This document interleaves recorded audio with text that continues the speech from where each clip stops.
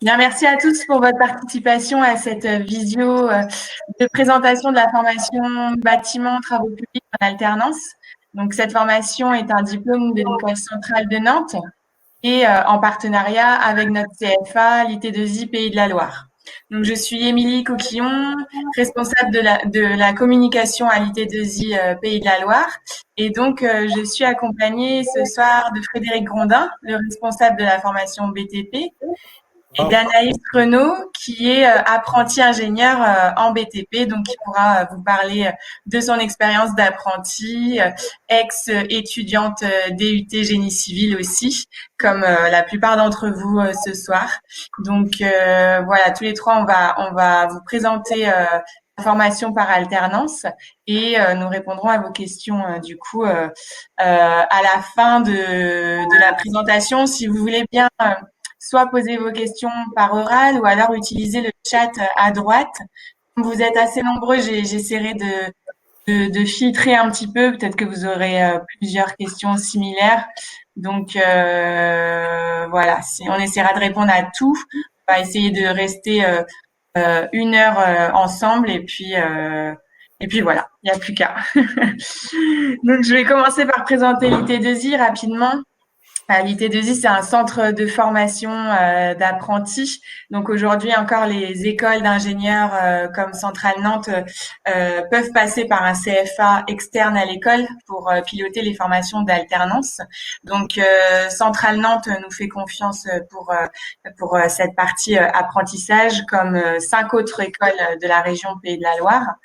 Et donc, nous sommes partenaires de 6 écoles et aujourd'hui, on va vous présenter la formation bâtiment travaux publics à Centrale Nantes. Donc, c'est bien Centrale Nantes qui diplôme. L'IT2I est uniquement partenaire pour tout l'aspect administratif, financier des contrats d'apprentissage et aussi pendant 3 ans de formation, on a la particularité à l'IT2I Pays de la Loire de participer à plusieurs modules de formation, comme les sciences sociales appliquées au travail et le séjour à l'international, par exemple. On pourra y revenir tout à l'heure. Est-ce que Anaïs, en attendant, vous pouvez vous présenter et vous présenter votre entreprise d'accueil aussi. Je l'ai pas dit. Alors du coup, moi c'est Anaïs Renaud. Je suis actuellement en première année dans le cursus du coup d'ingénieur spécialité BTP à l'école centrale. Et je suis actuellement dans l'entreprise Safej. En fait, pour faire simple, l'année d'avant, j'étais à l'IUT de Morlaix. Il y a pour seconde année une alternance à effectuer. Et donc, j'étais déjà dans cette entreprise l'année dernière. Et donc, on a continué ce processus encore pour 3 ans. Donc, voilà. Donc, je suis dans l'entreprise d'œuvre. En génie civil et plus précisément dans les ouvrages maritimes et fluviaux. D'accord. Merci. Alors, moi, je suis Frédéric Grondin, je suis enseignant-chercheur à l'École centrale de Nantes dans le domaine du génie civil. Et donc, je suis pilote depuis 2016 de la filière BTP. Je ne sais pas jusqu'à quand, mais je connais le début. Vous allez voir en fait le nouveau programme. Alors, je vais présenter un petit peu l'école centrale avant, et ensuite, je vous présenterai plus en détail le déroulement de la formation. Alors, j'essaie de mettre ça en forme. Voilà, c'est bon. Hop, partager. Voilà. Alors, vous voyez en grand suffisamment parce que moi, ça fait tout petit. C'est la première fois que j'utilise ce service de visio. On voit bien. On voit bien. D'accord. Merci. Alors, c'est que moi, je vois en tout petit. Alors, c'est une petite image pour montrer un peu le campus de l'école centrale. Hein. C'est pas un gros campus. Hein. C'est pas une université, c'est une école d'ingénieurs. Donc, les cours se déroulent généralement dans la plupart des bâtiments près de l'accueil. Il y a une croix sur le bâtiment C, comme vous voyez, parce qu'en fait, aujourd'hui, il n'existe plus. Hein. C'est un terrain vague, il a été rasé. Ça va démarrer bientôt un chantier avec un bâtiment qui sera un peu plus grand et beaucoup plus moderne. Donc, vous aurez peut-être des enseignements dans ce bâtiment-là en dernière année, mais pas tout de suite. Alors, voilà. Alors, donc la formation de l'école centrale, il y a beaucoup de formations à l'école centrale. Hein. Les grandes lignes ici, c'est les grands titres. Donc, on retrouve à côté des formations de spécialité ingénieur généraliste avec différents doubles diplômes avec différents partenaires sur le site nantais. On retrouve en fait de la formation ingénieur jusqu'au doctorat en génie civil notamment, et donc les formations de spécialité qui sont au nombre de 3, à savoir donc la spécialité BTP, mécanique, et la nouvelle spécialité qui vient de démarrer cette année sur les systèmes embarqués. Voilà. Alors, donc l'école d'ingénieur, donc la particularité de l'école, de cette école d'ingénieur, c'est d'avoir un réseau de diplômés qui est quand même assez large, hein, en plus de 17 000 diplômés, avec des ratios de nationalité ou hommes-femmes qui en nette progression, avec des classements qui sont pas à cacher. Donc l'école centrale depuis quelques années monte dans les classements des écoles d'ingénieurs, mais de plus en plus haut. Donc ça, c'est dû justement à la qualité des étudiants que l'on recrute, qui permettent justement d'afficher des très bons résultats et de faire de la bonne promotion et d'avoir un très bon réseau ensuite en entreprise. Alors, je ne vais pas lire tout le texte qui est affiché ici, ce sera un peu trop long, hein, mais c'est les compétences génériques de l'ingénieur exigées par la CTI. Donc, la CTI, c'est la commission des titres de l'ingénieur. Alors, on va lire simplement les termes en gras. Hein. Donc, c'est d'avoir des connaissances en sciences fondamentales, des capacités d'analyse et de synthèse, donc liées à une spécialité. Donc, c'est le cas ici pour la formation. Avoir une certaine maîtrise des méthodes et des outils de l'ingénieur, on verra après ce que c'est. S'intégrer dans une organisation. Donc, ça, c'est la force de la formation par apprentissage, c'est par rapport aux formations généralistes, c'est d'avoir cette capacité à la fin de la formation, donc en intégration d'entreprise, d'avoir une meilleure intégration, d'avoir une meilleure connaissance du monde de l'entreprise et d'avoir des contacts beaucoup plus favorables. Donc d'apprendre les enjeux professionnels, travailler dans un contexte international, donc j'en parlerai juste après, de mettre en œuvre les principes du développement durable, je ferai quelques petites notions par la suite, et d'apprendre aussi les valeurs sociétales. Donc ça, ce sont les enjeux qui amènent à une vie professionnelle qui sera l'objectif de la formation. Alors spécifiquement au BTP, donc on retrouve les mêmes thèmes. Hein. Alors pour le BTP, ce qu'on apprend, alors c'est très très large. Hein. Le BTP, c'est vraiment bâtiment, travaux publics, c'est-à-dire qu'on voit tout. Tout ce qui se fait avec un camion, je dirais, vous allez le voir. Donc, c'est une capacité à contrôler des bâtiments, des locaux, réaliser des diagnostics techniques et sanitaires, capacité à conseiller un client, regarder lois et normes en vigueur, capacité à gérer l'interface avec les responsables chantier, capacité à piloter des projets complexes, à piloter l'innovation et le changement, à manager des salariés, à manager l'information et la communication, à manager des facteurs économiques et financiers. Donc ça, c'est une seule personne, en gros, on vous forme à avoir toutes ces compétences, toutes ces capacités, donc de mener les projets de la feuille blanche, je dirais, jusqu'à la remise des clés. Hop. Donc globalement, la formation, elle est liée à tout ce qui est exigé parmi les compétences et les savoirs de l'ingénieur. Donc un ingénieur, il doit avoir des savoirs et compétences en sciences et techniques, en organisation, en gestion budgétaire et en ressources humaines. Donc dans cette vous allez retrouver tous ces éléments. Hop. Donc, par exemple, si je vous montre le programme de première année, alors là, c'est le volume d'heures qui est affiché, c'est juste pour avoir une idée du volume horaire. Donc, on est sur 20 semaines de formation pédagogique à l'école centrale. Le reste du temps, vous êtes en alternance en entreprise. En première année, l'alternance est d'environ un mois école, un mois entreprise. Et on alterne. Et donc, voilà. Donc, on retrouve les 4 grands champs dont j'ai parlé, donc les sciences sociales, donc les ressources humaines, donc avec les sciences sociales, les enjeux de société, l'anglais pour la préparation du séjour à l'international, parce qu'entre la première et la deuxième année, vous avez donc un séjour à l'international de 9 à 10 semaines à réaliser dans une entreprise dans un pays étranger, principalement anglophone si possible, sauf si vous avez déjà validé le TOEIC. Alors là, il n'y a pas d'exigence à aller dans un pays anglophone, mais plutôt quand même un pays non francophone. Donc la formation est beaucoup basée aussi sur la gestion économique et sur le droit. Donc vous allez avoir pas mal d'heures sur tout ce qui est formation en économie générale, en gestion, en sécurité chantier, en qualité, en maîtrise d'ouvrage et en procédés généraux. Donc le droit intervient en deuxième année. Et enfin, naturellement, comme on l'a dit, avoir des grandes compétences en sciences et techniques. Donc là, on retrouve les de base en première année, donc qui sont les mathématiques. Vous allez voir que c'est un élément très important pour la suite de la formation. Tout ce qui est notion d'introduction sur la formulation des bétons et aussi ce qu'on appelle l'approche performantielle, donc une notion à la durabilité des bétons. La physique qui est très orientée sur la thermique des matériaux, la géotechnique, la résistance des matériaux, la mécanique des milieux continus qui va être un élément essentiel pour comprendre en fait comment on modélise et comment on appréhende le comportement d'une structure très massive, donc comme par exemple les piles de pont, les barrages, les grands ouvrages massifs, l'électricité, donc on verra pourquoi, et les matériaux. Alors, en deuxième année, donc on continue à peu près sur la même logique, la répartition est à peu près la même sur les sciences humaines. Donc là, il y a le projet de séjour à l'international, c'est une présentation de votre séjour à l'international, ce que vous avez découvert, ce que vous avez fait dans les entreprises à l'étranger. Toujours les enseignements liés à l'économie et à l'organisation, donc là on parle toujours de finance, mais cette fois-ci on revient avec des sujets un peu plus spécifiques au BTP, donc sur les marchés publics et finances publiques, l'économie de l'entreprise, la gestion du budget de chantier, la responsabilité sociétale des entreprises, donc ça c'est quelque chose de nouveau qui a démarré l'année dernière, sur l'intégration de tout ce qui est concept de développement durable et des relations avec le personnel et l'humain dans les entreprises. La gestion de la qualité, toujours, donc le droit de la construction, j'en ai parlé, de l'urbanisme, toujours la sécurité, chantier notamment liés aux incendies. Et enfin, on attaque vraiment les aspects liés au chantier, donc avec la préparation, l'organisation, coordination, exécution des travaux. Et les choses un peu plus modernes, peut-être que vous en avez déjà parlé, donc ce qui concerne le BIM, donc les maquettes numériques 3D.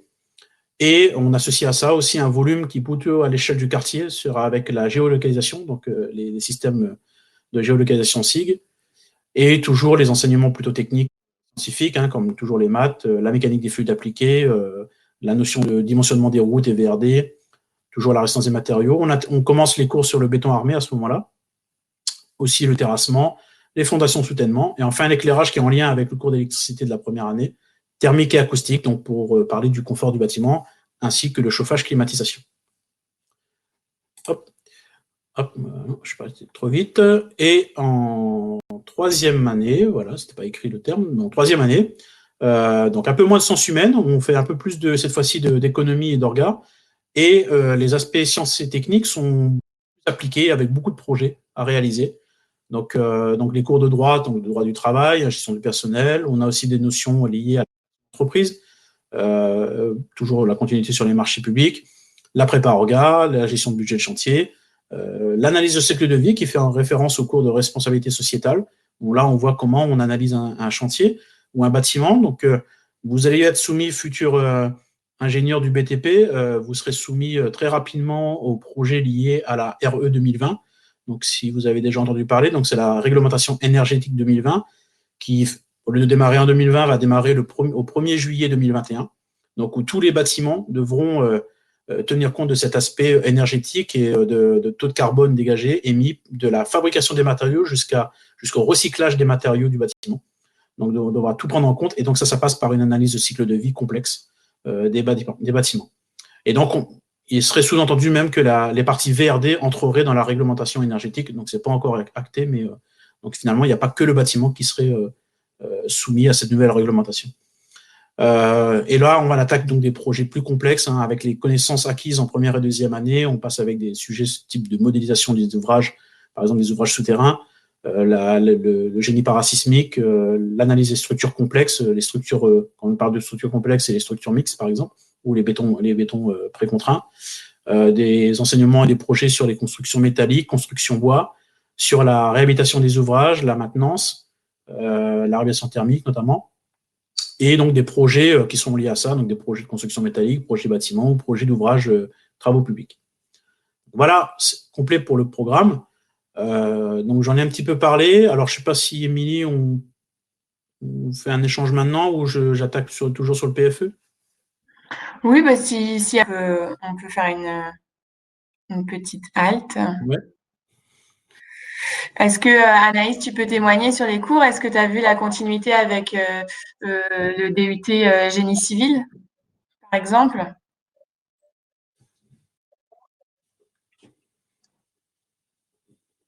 Parce que moi, l'année dernière, j'étais à un rythme en alternance à l'UT, j'étais à un rythme à peu près de 5 semaines d'entreprise et 3 semaines de cours. Et là, donc, cette année, c'est 4 semaines, 4 semaines. Oui, en fait, pour faire simple, souvent, on a la plupart des cours en début de période et pas mal de contrôles en fin. En vrai, ça se fait. Il faut juste travailler en fait sur le continu et c'est aussi travailler pendant la période d'entreprise quand c'est possible. Mais franchement, ça va, le rythme est bien. Après, il y a aussi qu'on a eu que 3-4 semaines à l'école avec le Covid. La deuxième période a été aussi en distanciel, donc c'est une organisation aussi différente. Bien sûr, on espère que ça ne va pas durer pour la promotion qui rentrera en septembre et que pour vous, évidemment, ça se termine le plus vite possible. Et du coup, vous étiez en alternance en DUT, donc évidemment, c'est peut-être le cas de certains participants. Aujourd'hui, c'est pas obligatoire pour rejoindre une formation par alternance. Vous n'êtes pas obligé d'avoir fait de l'alternance en DUT pour pouvoir postuler. Si vous avez fait des stages, il faudra bien les mettre en avant. Mais on pourra reparler un petit peu du processus de recrutement tout à l'heure, mais c'est bien évidemment vos notes qui vont être étudiées et votre motivation. Donc, l'apprentissage n'est pas obligatoire au niveau DUT. Alors, ce programme est-il le même pour la formation par alternance et pour la formation initiale? Donc, oui, je te laisse répondre, Frédéric. Non, pas du tout. Alors, pas du tout, parce que dans la formation initiale, donc on parle de formation généraliste, un programme de cours commun en première année qui est, alors pas commun avec la formation spécialiste, en première année, donc tous les élèves ingénieurs suivent le même programme en première année. Et en troisième année, ils choisissent des spécialités, mais des spécialités différentes en deuxième et troisième année. Donc, une découverte de formation très large. Je prends par exemple un étudiant qui fait la formation généraliste initiale avec une spécialité génie civil. Il aura en tout et pour tout 6 mois de formation en génie civil. Donc c'est vraiment, on va survoler les grands thèmes. Donc ça n'ira pas dans le détail de la formation que l'on peut voir en spécialité BTP. Donc on n'ira pas autant d'informations. C'est vraiment survolé. Donc c'est pas du tout le même programme. Les deux sont très très très très différents. Alors quand je dis différent, dans l'étendue, après les enseignants sont pour certains les mêmes sur les mêmes cours. Donc on retrouve à peu près les mêmes notions, la même qualité de cours, parfois les mêmes sujets d'examen. Donc voilà, il y a quelques éléments ressemblants, mais oui, il s'agit bien d'un diplôme de spécialité.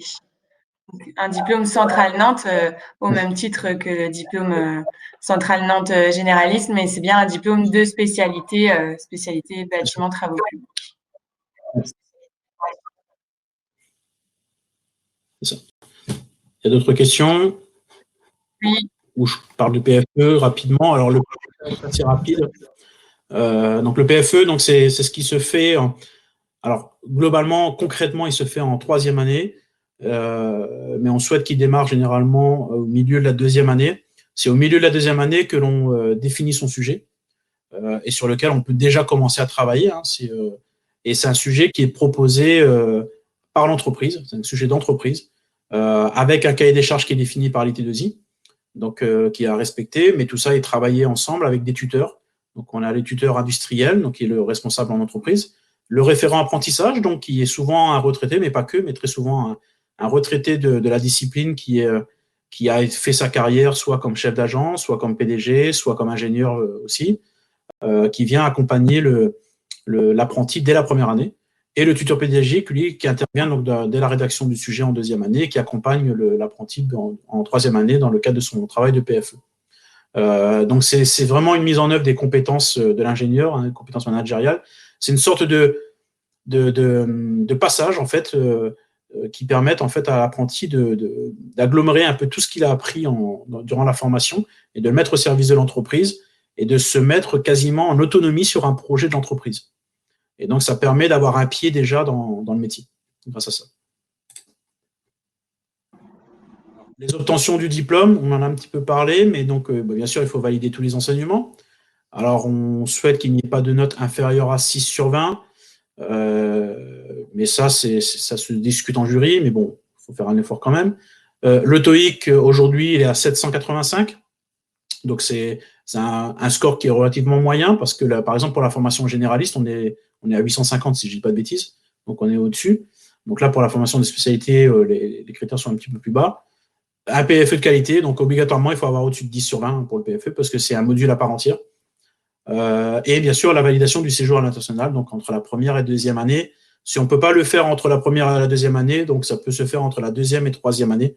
C'est juste un peu plus compliqué à faire, mais par exemple, ceux qui étaient en première année l'année dernière ne sont pas allés en séjour international à cause de la crise Covid. Donc, ils vont tous devoir partir, on l'espère, entre la deuxième et troisième année. Donc, ça va faire beaucoup de monde sur le départ en deuxième, au mois de juillet.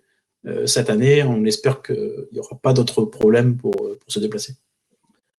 Après, donc, il y a les méthodes de travail, ça, je pourrais en parler s'il y a des questions pour apprendre, justement, pour apprendre à s'organiser, parce que c'est tout un travail d'organisation principalement. Hein. C'est pas le plus intelligent qui gagne. Hein. Je dirais que c'est celui qui est le mieux organisé qui réussit le mieux sa formation, parce que c'est tout un travail de jongler entre les activités de l'entreprise et la formation elle-même. Voilà. Est-ce que vous avez des questions? Ou si Anaïs veut compléter.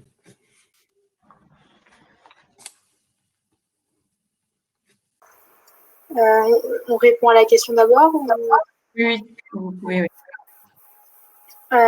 Du coup, pour la promotion, je sais pas, enfin moi je sais que c'est entre, si je dis pas de bêtises, nous cette année on est 24 et au grand maximum c'est 31 que vous acceptez en élèves, je crois. 30, enfin on vise autour de 30.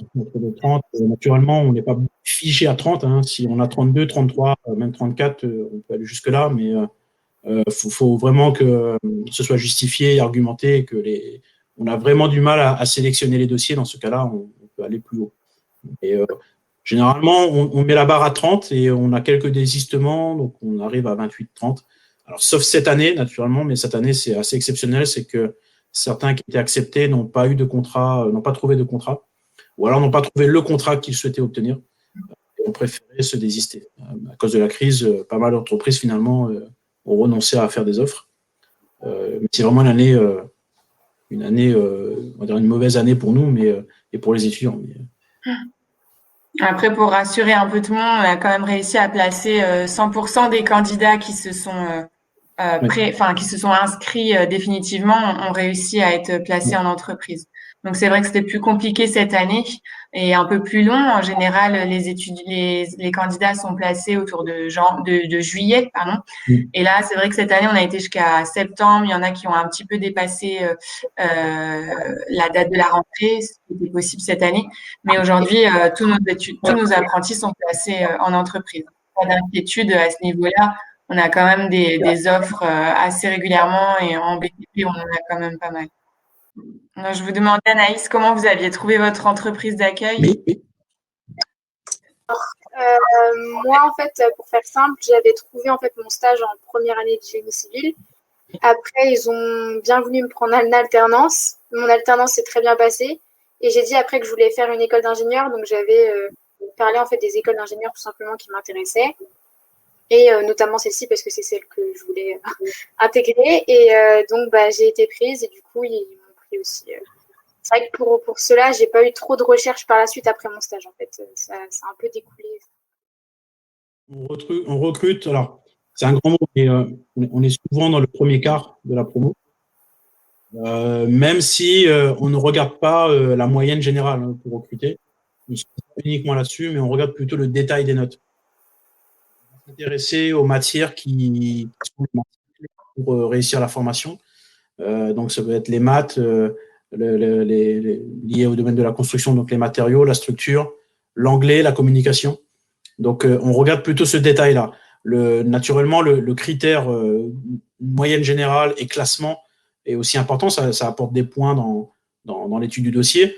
Mais on peut avoir quelqu'un qui a des très bons résultats dans les matières qui nous intéressent et s'écrouler un petit peu ailleurs et donc ne pas être dans le premier quart. Mais ça nous arrive de prendre des gens qui sont classés bien au-delà du quart parce que, en fait, dans les matières qui nous intéressaient, ils avaient d'excellents résultats. Après, ça ne veut pas dire que ces personnes, ces étudiants, ont finalement été recrutés parce qu'il y a un concours derrière. Et donc, c'est l'écrit qui va plutôt reclasser tout le monde, quoi. Alors, la formation, les cours réalisés par Centrale Nantes, non, les cours sont à Centrale Nantes. Le le programme, il est défini en commun entre Centrale Nantes et IT2I. Il y a les cours, notamment les enseignements de ressources humaines, sont enseignés par des enseignants de l'IT2I, par des formateurs de l'IT2I. Et sinon, la majorité des cours sont enseignés par… Alors ça, c'est parce que c'est un peu historique à la formation de BTP, parce qu'elle a été montée à l'origine entre l'École centrale de Nantes et l'IUT de Saint-Nazaire. Donc, ce qui fait qu'on a beaucoup d'enseignants de l'IUT de Saint-Nazaire, de Polytech Nantes. On a des enseignants qui viennent aussi d'autres établissements. Et on a beaucoup d'intervenants extérieurs qui viennent du monde industriel. Donc, on a globalement, sur 95 intervenants sur les 3 années, on a 65 intervenants qui sont issus du monde. Ça, on n'en sait rien pour l'instant. C'est le programme proposé des épreuves. Donc, je ne sais pas si vous avez déjà pris des renseignements. Donc, en gros, il se fait en 3 étapes. On a d'abord une première sélection sur dossier. Alors, globalement, en fonction du nombre de dossiers, depuis quelques années déjà, on retrouve à peu près à 50% d'admissibles sur dossier déjà. Ensuite, on a sur cette moitié de candidats, ils sont soumis donc aux épreuves écrites. Et à la fin, on retient encore 50% de ces premiers admissibles pour passer un entretien individuel, donc qui va permettre de classer tout le monde. Sur le fait que ce soit en présentiel, je dirais que pour l'instant, c'est programmé tel quel, c'est programmé en présentiel, mais peut-être qu'on devra faire comme l'année dernière, c'est-à-dire soit les annuler, comme l'année dernière, on était un peu pris de court, donc on a dû les annuler et recruter sur dossier entretien uniquement, ou alors cette année, peut-être qu'on va prévoir en amont de toute façon une solution à distance pour ne pas les annuler totalement, mais pour l'instant, on les programme en présentiel.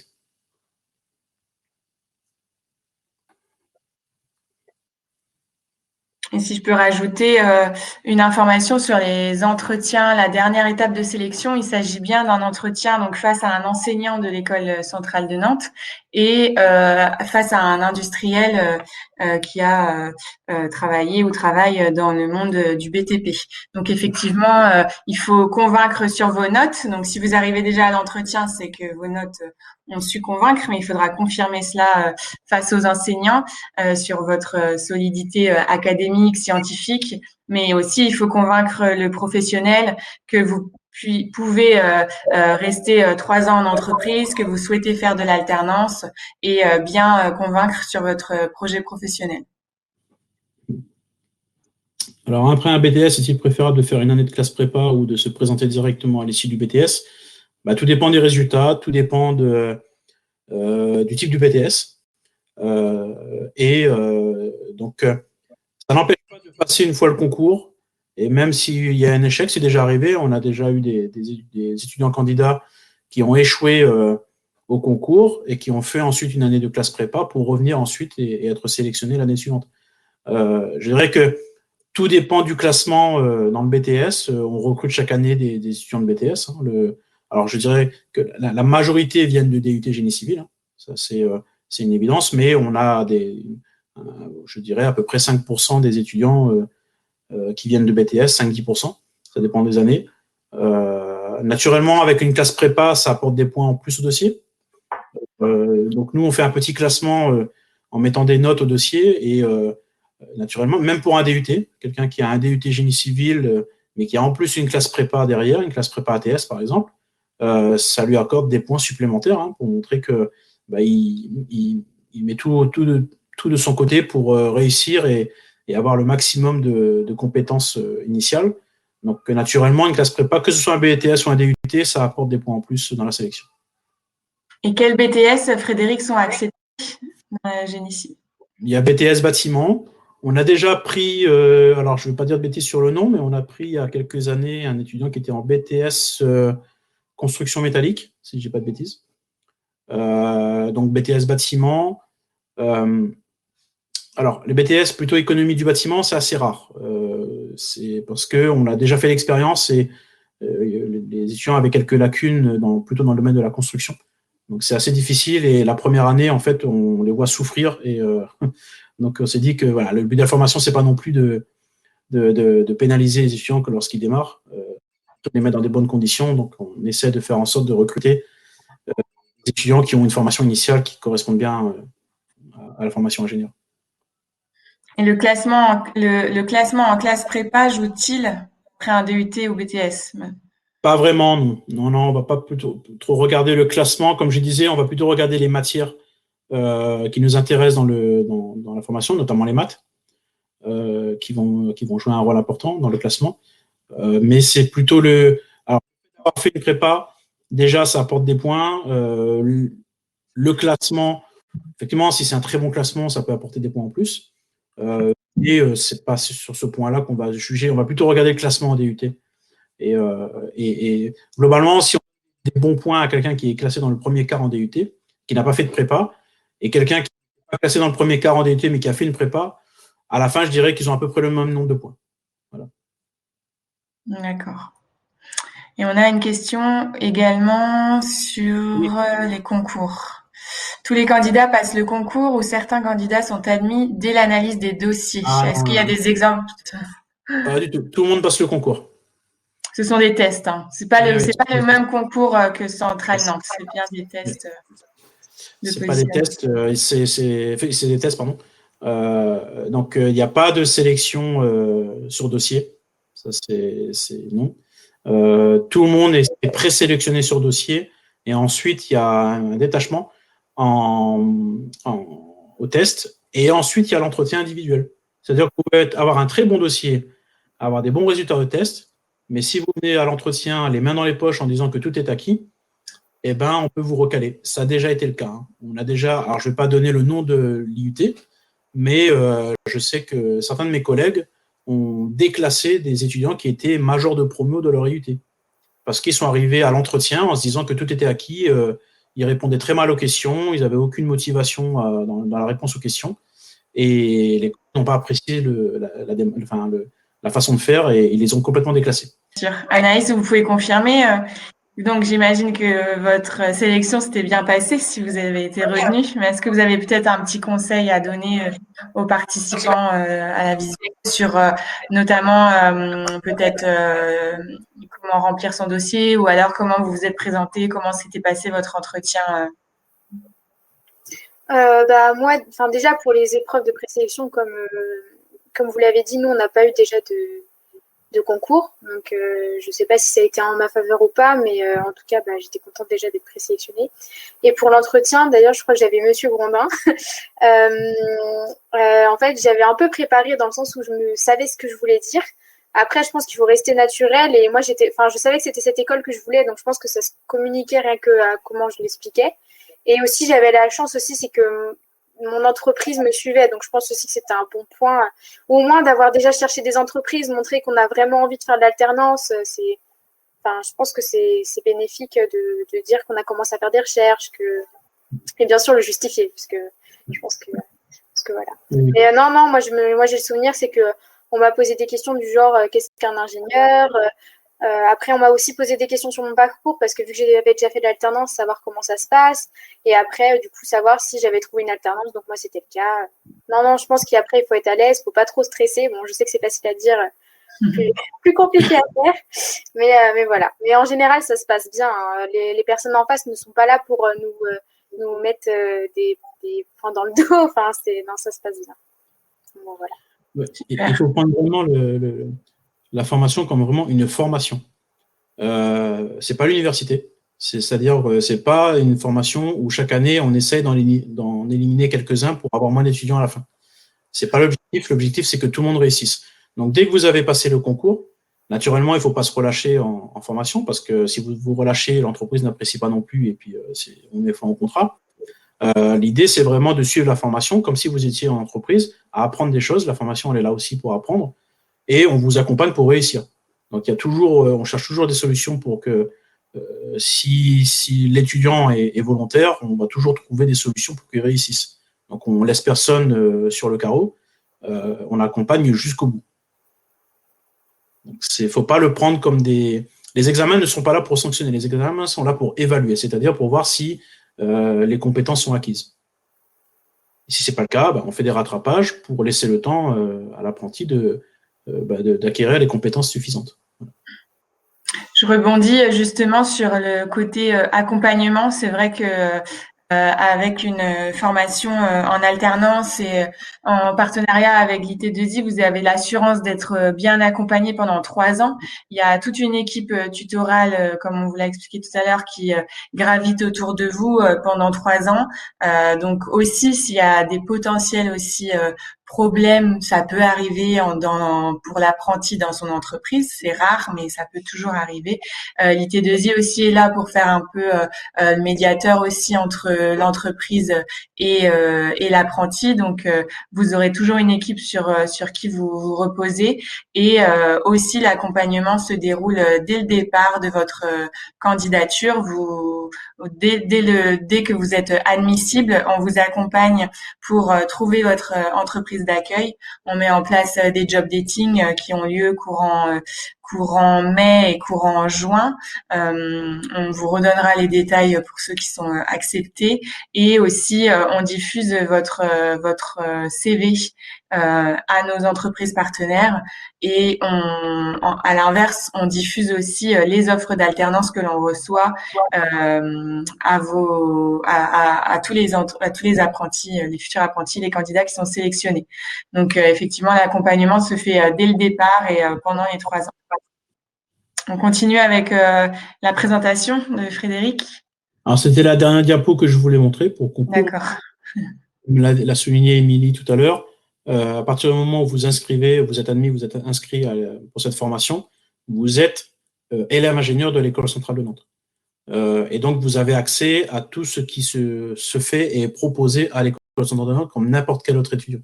Vous avez accès aussi vous pouvez avoir aussi la possibilité d'être candidat au bureau des élèves. Donc, il y a le bureau des élèves, bureau des sports, bureau des arts, etc. Donc, vous pouvez être candidat. Il y a des apprentis qui sont élus dans les bureaux. Donc, ça permet. Alors, naturellement, avec le rythme de l'alternance, c'est un peu plus difficile à suivre, mais ça se fait. Donc, il y a des élèves là-dedans et qui participent aux différentes associations. Donc, dans le domaine du BTP, on essaye de mettre en place un planning, un calendrier qui vous permet de participer aux associations dans le sens où, en 2e et 3e année, on fait l'effort de garder dans l'emploi du temps le jeudi après-midi libre pour participer justement aux animations sportives et autres. Sauf si vraiment l'emploi du temps est trop serré. Dans ce cas-là, on est obligé de couper un jeudi, mais sinon on le fait. Et en première année, le jeudi après-midi n'est pas disponible parce que c'est le seul jour où on peut placer les cours d'anglais. Donc on place quand même une demi-journée ailleurs. Donc ça peut être le mardi ou le mercredi.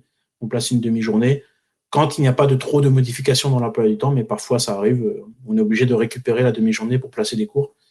Comme je disais, comme on a énormément d'intervenants du monde industriel, parfois pour caler leurs enseignements, c'est assez délicat et ils ne sont pas disponibles tout le temps. Donc voilà. Mais bon, j'essaie de maintenir en tous les cas la pression sur les intervenants pour qu'ils ne touchent pas à une demi-journée au moins par semaine pour justement vous laisser ce temps libre pour participer aux associations. Voilà, donc c'est un peu la vie à l'école centrale. Vous êtes à ce moment-là intégralement étudiant de l'école centrale, donc vous avez accès à tout ce qui se fait et tout est proposé. Donc il y a pas mal d'efforts qui sont faits depuis quelques années pour que les apprentis qui étaient un petit peu invisibles il y a quelques années, parce que le fait d'être en apprentissage en alternance n'était pas tout le temps présent et donc pas très visible. Mais aujourd'hui, il y a pas mal de liens qui se font avec les généralistes et les bureaux des élèves, entre autres, travaillent beaucoup pour que les apprentis soient bien présents aussi dans les associations de l'école. Vous confirmez, Anaïs, est-ce que vous avez eu le temps et l'occasion, malgré la période, de vous rendre compte un petit peu de tout ça? Les 2e années et tout, on a bien été intégrés. On a été aussi intégrés, en fait, il y a des groupes à Centrale Nantes, dans des groupes Messenger, en fait, avec des étudiants centraliens. Et pour tout ce qui est vie associative ou autre, bon, avec le Covid, c'est vrai que c'est un petit peu compliqué, mais il y a pas mal, enfin, il y a vraiment beaucoup d'associations. Vous pouvez le voir sur le site de Centrale, il y a énormément d'associations. Et nous, en tant qu'apprentis, on peut y avoir accès. Et en plus, on a demi-tarif. Donc voilà, il y a une salle de musculation, il y a même du surf, il y a énormément d'associations, pardon. Aussi bien axé sur l'art que sur le sport ou avec le bureau des étudiants. Et il y a des 2e années qui font partie aussi du BDS et du BDE. Et cette année aussi, il y a 2 élèves de notre promotion qui font partie aussi du BDE, donc qui listent pour ça. Donc voilà. Non, c'est pas parce qu'on est apprenti qu'on ne peut pas du tout s'intégrer dans des assos sportives. On en avait un de ma classe qui est au volley ou autre. Enfin, non, c'est vraiment possible. Il y a pas de souci avec ça. Donc bon, voilà. Super. Et vous avez aussi l'occasion de croiser, ou peut-être que cette année c'était un peu difficile, mais il y a aussi d'autres formations en apprentissage à Centrale Nantes. Il y a la formation mécanique et la formation au système embarqué. Vous avez des relations avec eux aussi Oui, parce que du coup, vu que, oui, on a un peu de relations en fait tous entre nous, donc c'est ça qui est chouette, c'est qu'on est vraiment. Moi, j'avais peur un peu pour ça, c'est qu'on soit, comme vous l'avez dit, un peu mis de côté. Et au final, pas du tout.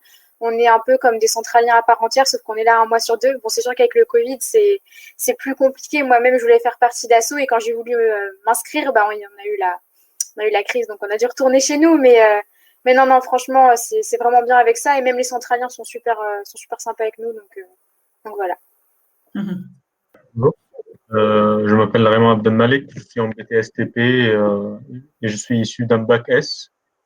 Par contre, je peux demander le programme de concours s'il vous plaît. Est-ce que vous pouvez nous envoyer le programme, les cours, quelque chose comme ça, ou comment on fait? Alors, vous avez accès à la maquette pédagogique sur notre site web. Je peux déjà le mettre si vous voulez. Je pense que c'est la question concernait les épreuves au concours, c'est ça? Pas seulement les épreuves, mais aussi, en fait, moi j'ai lu qu'il y a par exemple en maths les intégrales, les équadifs, tout ça. Mais par contre, c'est où ça s'arrête. Je fais tous les équadifs avec les matrices, par exemple, intégrées, tout ça. Ou parce que vraiment c'est un peu vaste. J'ai vu le programme, c'était un peu. Alors sur le programme de maths en tous les cas, il se base un petit peu sur la fin de DUT. Hein. Il prend la suite de ce qui est vu jusqu'en DUT, enfin jusqu'en deuxième année, jusqu'à bac+2, je dirais. Oui. Sur le concours, peut-être qu'Anaïs peut donner un mot sur le type d'épreuve qui était fait. Alors, je ne sais pas si sur les T2I, il y a encore un lien sur des archives d'examen, de concours. Je pense. Oui. Il y a des exemples de tests. Quand vous créez votre espace candidat, il me semble qu'il y a des exemples de tests que vous pouvez retrouver. Par contre, parce que je suis d'un BTS, du coup, je ne sais pas qu'est-ce qu'ils ont fait les DUT au niveau maths. C'est la même chose à peu près? Alors, c'est pas la même chose exactement, mais le concours ou les enseignements ne sont pas basés spécifiquement sur le programme de DUT. On se base sur un programme plutôt de niveau bac+2. Ok. Voilà, il y a peut-être des petites différences après pour rapprocher un peu les wagons, je dirais, en première année, mais ça se fait. Donc, les enseignants peuvent donner des documents à lire en prérequis pour se mettre à niveau. Mais il n'y a pas, je dirais que les étudiants qui viennent de BTS, ceux qui intègrent la formation, je dirais que peut-être que les premiers mois, peut-être qu'il y aura un peu plus de difficultés sur certains enseignements, mais ça se rattrape assez vite. Ok. Merci. Anaïs, peut-être une question plus pour vous. Est-ce que les étudiants… non, pardon, celle-là, on a déjà répondu. La marche entre le niveau en DUT et le niveau en école est-elle importante? Comment vous l'avez ressenti, vous? Alors, moi, sachant que je viens d'un DUT en alternance, on voyait un peu les cours, certains cours, entre guillemets, plus condensés. Donc, par rapport à certaines autres personnes d'IUT, c'est vrai que des fois, par exemple, les mathématiques, je dois travailler un petit peu plus que d'autres. Après, je pense que chacun a ses facilités dans les matières. Voilà. Mais non, franchement, c'est la suite, en fait. La géotechnique, par exemple, ça va être plus poussé. Les mathématiques, on va reprendre les intégrales, mais en plus poussé. En tout cas, pour l'instant, ça fait que 6 mois que je suis à l'école, mais pour l'instant, c'est vraiment la suite de ce qu'on a vu. Après, on va avoir de nouvelles matières, telles que la mécanique des milieux continus, l'éclairage, bon, ça c'est plutôt par exemple pour la deuxième année, mais c'est vraiment la suite. Donc, si la personne est organisée et qu'elle travaille régulièrement et qu'elle ne se prend pas spécialement au dernier moment, ça le fait. C'est pas très. La marche n'est pas énorme entre les deux. Vous évoluez au fur et à mesure. Hein. Vous avez un niveau bac+2 en entrant dans la formation et évidemment, vous amène à un niveau ingénieur 3 ans plus tard. Et c'est pareil en entreprise aussi, j'imagine. Peut-être au départ, enfin vous, c'est peut-être un peu différent, Anaïs, parce que vous étiez déjà dans l'entreprise, mais effectivement, le retour des apprentis, c'est souvent que les responsabilités vont au fur et à mesure des années de formation également. Vous avez jusqu'à début mars pour postuler. Ça, on n'en a pas parlé des dates, il me semble.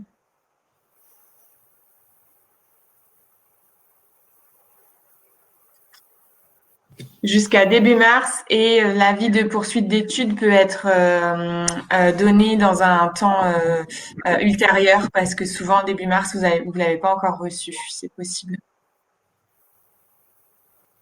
Vous avez Oui. Oui. J'ai bac S-Math de l'Égypte. Je suis pas français de base et j'ai eu 18,9 de moyenne. Et par contre, je veux savoir, est-ce que seulement les fiches traduites avec lesquelles j'ai postulé pour le BTS, je dois les mettre dans mon dossier ou comment ça va se passer? Alors, le mieux, c'est d'avoir un transcript, Oui. de demander un transcript au lycée d'origine pour qu'on puisse avoir en fait une évaluation de type européenne, parce que chaque pays naturellement a une méthode de notation qui est différente. Si on a un transcript qui donne en fait un résultat des notes, par exemple sous la forme CD, etc. Donc ça nous permet en fait de juger, nous ensuite de retransmettre ça, de retranscrire ça avec des notes plutôt françaises et d'avoir une idée en fait du niveau. Voilà. Donc l'idée c'est d'avoir un transcript, parce que je prends un exemple, il y a des pays, alors je ne sais plus lequel, mais qui donnent des notes entre 1 et 6. Nous on est en France entre 1 et 20. On a des pays qui donnent des notes entre 1 et 6 ou 1 et 5. Alors, je crois qu'en Italie, par exemple, le système est à l'envers. 6, c'est mauvais. 1, c'est très bon. Et il y a des pays, c'est entre 1 et 5, et 1, c'est mauvais, et 5, c'est très bon. Donc, suivant le pays, il faut arriver à trouver. Donc, l'idée, c'est d'avoir un transcript aux normes européennes, si possible, pour qu'on puisse, nous, juger sur le dossier avec des notes, par exemple, des notes en A, B, C. Comme ça, on peut juger. En fait, il y a les mentions avec tous les notes, les mentions à côté, même le timbre du ministère là-bas. C'est avec ça que j'ai postulé ici en France. Et surtout, il y a les notes de mon BTS première année. Je suis majeur jusqu'à maintenant. Et BTS, alors pour le bac, s'il y a un barème, en fait, ce qu'on a besoin de savoir, c'est le barème. On a besoin de connaître le barème. Si on voit une note, par exemple, 15, c'est 15 sur combien? Voilà, c'est marqué, tout est marqué, tout est traduit et marqué. Par exemple, la physique, c'est sur 50. Par exemple, j'ai 49 sur 50. D'accord. Donc, ça, s'il y a le barème, c'est bon. Ok. Je vous remercie.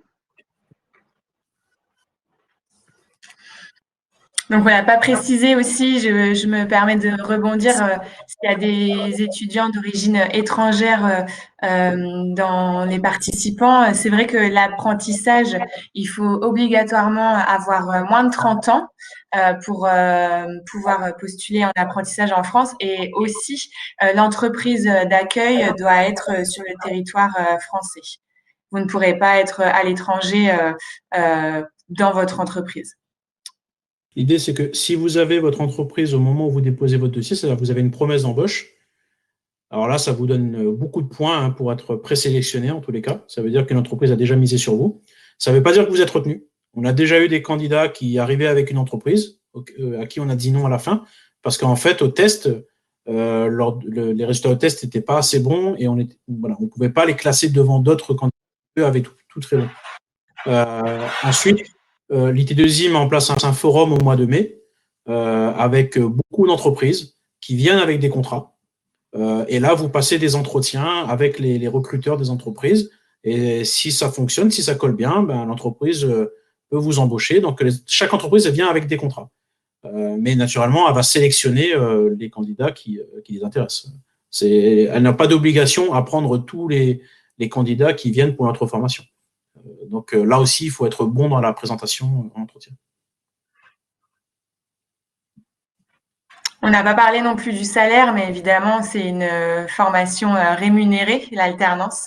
Vous avez un pourcentage du SMIC minimal, et ce salaire peut être au-delà de ce pourcentage légal si la convention collective de votre entreprise est plus bénéfique pour vous. Voilà, et dans les autres obligations aussi et droits des apprentis, car vous changez de statut, vous ne serez plus étudiant, vous serez apprenti.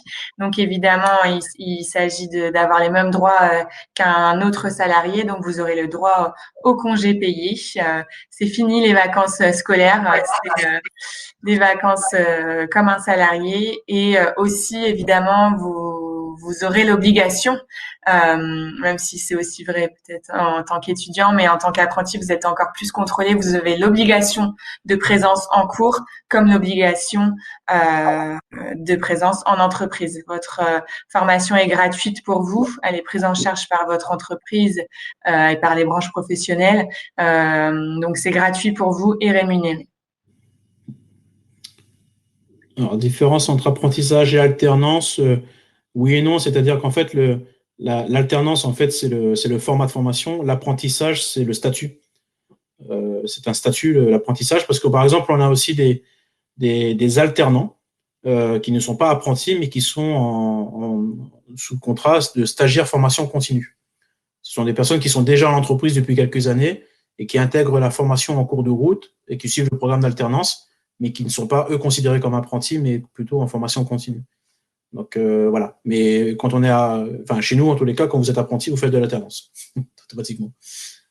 Une promesse d'embauche, oui, si c'est un email de l'entreprise ou d'une personne responsable dans l'entreprise, avec un accord de principe, on peut considérer que vous avez déjà un accord qui est établi.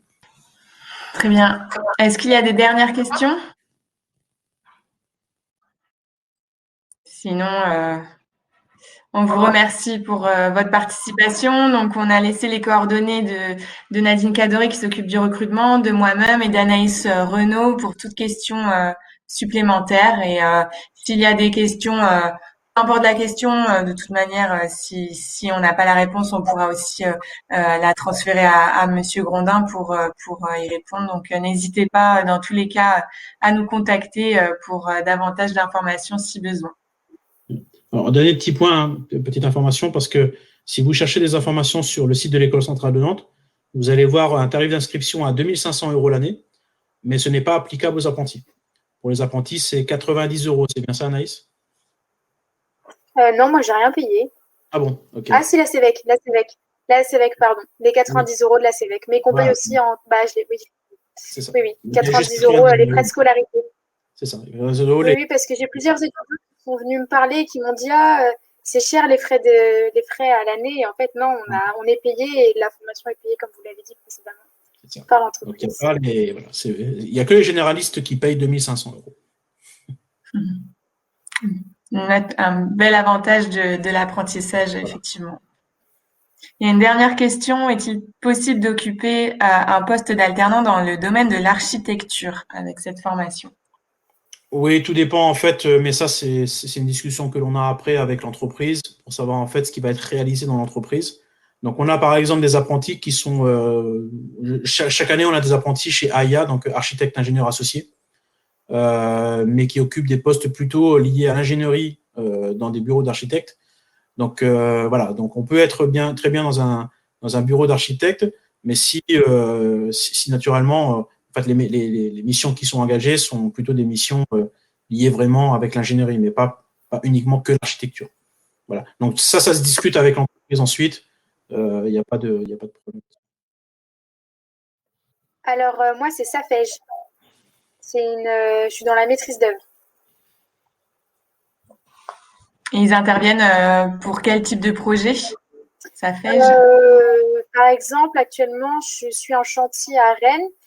C'est la rénovation de la digue Auchel en fait à Rennes. Je ne sais pas s'il y a des Rennais par ici. Enfin, personnellement, du coup, mon entreprise est à Rennes.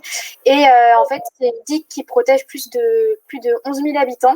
Donc en fait, c'est un rideau de pale planche avec.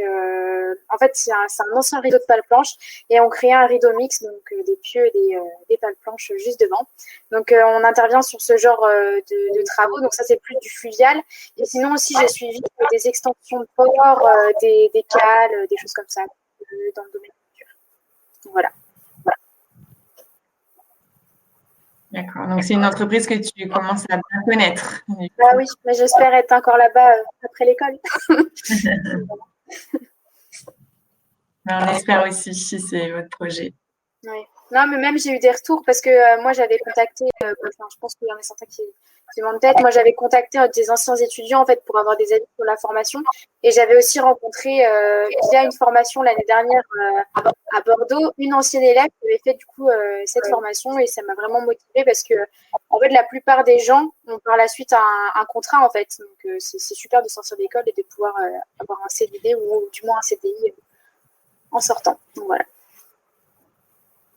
Oui, c'est souvent ce qui ressort de la bouche de nos apprentis et de nos alumni. C'est vrai que là, en termes d'employabilité, l'apprentissage est forcément un plus parce que vous sortez de l'école avec 3 ans d'expérience et avec déjà des responsabilités que vous avez eues en entreprise. Et effectivement, la plupart de nos apprentis trouvent un poste en CDD ou en CDI en moins de 6 mois après l'alternance, s'ils ont fait le choix aussi d'arrêter le contrat, c'est un contrat de 3 ans, donc vous pouvez très bien faire le choix de partir dans d'autres entreprises ensuite. Il y en a qui veulent aussi un petit peu prendre du temps pour eux avant de vraiment trouver un CDI aussi. Donc, en tout cas, lorsque la recherche d'entreprise et d'emploi se fait dès la suite de l'alternance, évidemment, l'apprentissage vous donne un plus.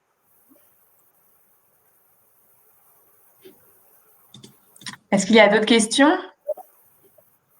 Sinon, on va pouvoir clôturer la visio.